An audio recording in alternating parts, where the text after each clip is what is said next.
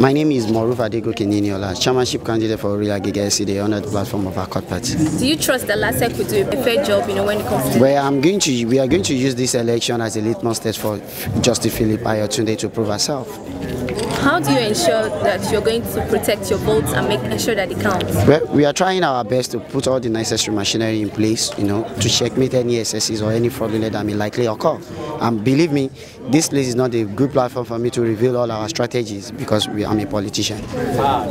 What prospects do you have for the people when you get elected? Believe me, Ilaole Agege is going to experience something positive this time around. It's not going to be changed for cry or change for tear. It's going to be a positive change, and we are going to bring a lot of fantastic on board. As you see me, I'm a very young person. I believe politically I have a long journey, so I'm not ready to spoil my career at this level. Do you feel threatened by parties such as the APGA, the PDP and the APC? Sincerely, I don't feel threatened at all. If you know my biography, you know that I'm an hustler, I'm a product of struggle, like I said before, and I'm always prepared for the war. I don't wait for life opportunity to come, I hunt for it. Do you believe that you have the support of the grassroots that you need? With my antecedent, I have maximum support. Chinedu Nwoye, APGA chairmanship candidate in Amu Odofi local government. Yes, a hospitality and marketing consultant. Do you trust that LASEC can conduct a free and fair election? Very well, considering the fact that the chairperson of LASEC is a retired Justice Phillips, who banks so much on her integrity. And so far, LASEC has not given us any reason to doubt LASEC. What plans are you making to ensure that you protect your votes and ensure that they count? Yes, we've gotten credible people as polling agents. And we believe God that there will be no violence. The police will do their work. Nobody will want to influence the police. Police should do what is needful and natural. That is their basic and primary assignment. And they will ensure free and fair election. So far for you, how has this been, to gain grassroots support and all that? Yes, it has been very stressful. Lagos and Festac, the terrain, we have riverine areas in Amuwo. We had to cross ocean to go and talk to them. Life-threatening and so many. But if really you want to do it for the people, you make the sacrifice. So the sacrifice and the job we have to do, it worth the sacrifice. What exactly are your prospects when you win this election?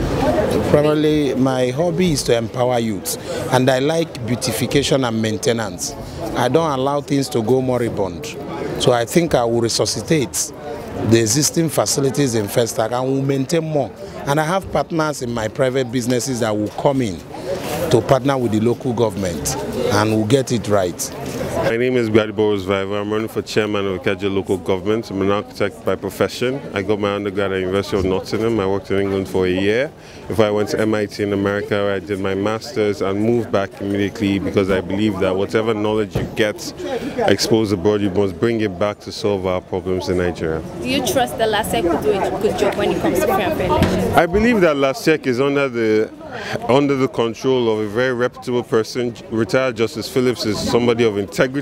She's demonstrated it throughout her career, and I believe that she'll do what it takes to create a free and fair election. What plans do you have in place to ensure that your votes are protected? That's a secret. I cannot be saying that. Anyway, well, we are going to make sure that we monitor each polling unit. We're going to record as people are announcing the results. We're going to have a monitoring team that's going around every ward. We have people of high integrity in the collation center and the final collation center as well that cannot be bought over or bribed. And we're expecting a huge turnout because that's when people cannot rig, like what happened in Osun 2 weeks ago. What prospects do you have for people if you get elected? My manifesto is built on 4 major areas. One is healthcare, providing healthcare patrols that ensure that every registered hospital in Ikeja has adequate oxygen and blood just in case anybody has an emergency, they can go there, they can get treated.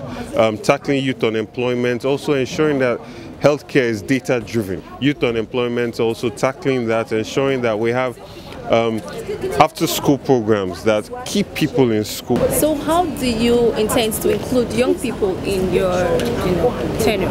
Well, first of all, there has to be a renewing of the mind. A lot of young people in the wards in Ikeja now, they've turned their back on society, and they've become these things we call area boys, just because that's the only way they can make a living, right? So there has to be a reorientation. There has to be a rehabilitation as well, because for instance at this time, if you go to an info shade, there are boys already high on codeine and smoking and getting high. There has to be a drug rehabilitation program. There has to also be a skill acquisition program as well as soft loan program. So everything has to tie into one. So just in case you lose this election, how would you work with the person who gets the win? Now, if a young, vibrant, or even an older, vibrant person that has the people's interests at heart comes in position, definitely I'll be glad to work with that person. I mean, there are several things. You know, when you go through this process, it changes you. You know, I've not seen the kind of suffering that I've seen in this last 3-4 months that I've been going door to door, house to house, talking to people. And even aside from winning or losing, we have to change the electorate's mindset. We need to train them to actually understand the value of their votes and giving it to the right person, because unless you remove them out of poverty, they cannot think properly during an election. But if they cannot think properly during an election, they give the power to somebody that's not going to remove them out of poverty. So you see, we are in an endless cycle, and that has to be broken by a lot of hard work. So whether I win or not, I'm going to be engaged in that hard work to ensure that people start voting right, because that's the only way we can move ourselves out of poverty.